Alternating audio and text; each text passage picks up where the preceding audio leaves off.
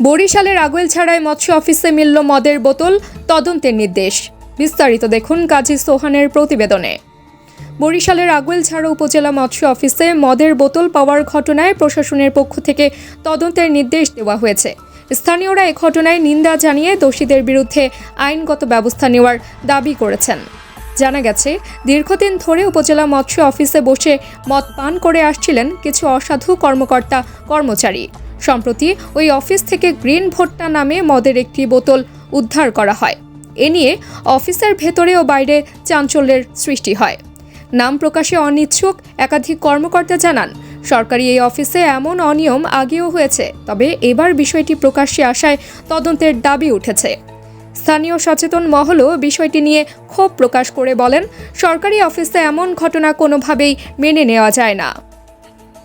এ বিষয়ে মৎস্য অফিসের অফিস সহায়ক মোহাম্মদ রাজীব হোসেন বলেন, আমি একটি ভাঙাড়ি দোকান থেকে পানি খাওয়ার জন্য বোতলটি এনেছিলাম, তবে এখনও এটি ব্যবহার করা হয়নি।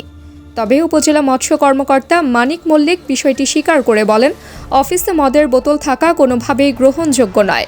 ঊর্ধ্বতন কর্তৃপক্ষকে জানিয়ে তদন্ত করে আইনগত ব্যবস্থা নেওয়া হবে। এই ব্যাপারে উপজেলা নির্বাহী কর্মকর্তা ফারিয়া তানসিন জানান, ঘটনাটি গুরুত্ব সহকারে তদন্ত করা হবে এবং অভিযুক্তদের বিরুদ্ধে প্রয়োজনীয় ব্যবস্থা নেওয়া হবে। এ ঘটনায় এলাকা জুড়ে তীব্র প্রতিক্রিয়া সৃষ্টি হয়েছে। সচেতন মহল দ্রুত দোষীদের বিরুদ্ধে ব্যবস্থা নেওয়ার দাবি জানিয়েছেন।